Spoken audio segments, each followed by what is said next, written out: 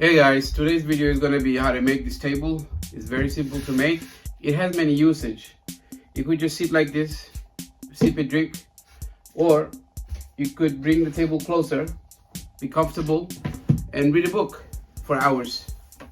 Your back is straight and you're sitting grounded. You could also have push back, relax, or it could bring it much closer to you for a yummy meal. In this video, I'm going to show you how to build this thing.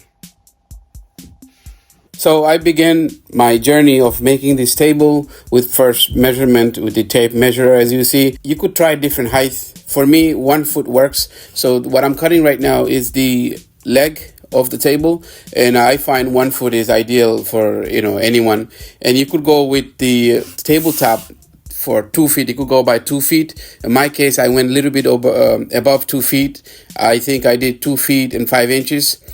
2 feet is fine. Depending on the width of the table, you could decide where you want to cut. Just be careful, be mindful of all the safety you need to do with the saw. Once you got the pieces cut, I find it's easier to use pneumatic nailer. Now there is battery operated nail gun. You could accomplish the same thing. So I was able to use my pneumatic gun for this purpose because I have one. So I use it for that purpose. And it's much better than using a nail and a hammer, which you could use. You could still use nail and hammer for this if that's all you have.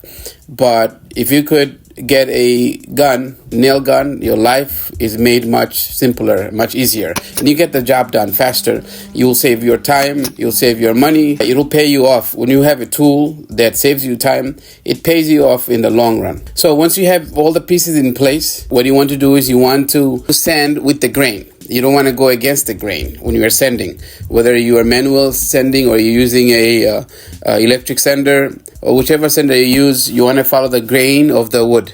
This way you don't see any scratch marks. When you're sanding, you don't want to rush. It's better to take it easy. So for me, I wanted to make sure I sand every part, every corner of this table.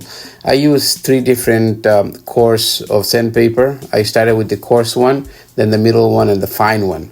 So now I'm wiping it down, making sure all the wood dust is off the table. You could also use a compressed air to blow off any particles that may be stuck.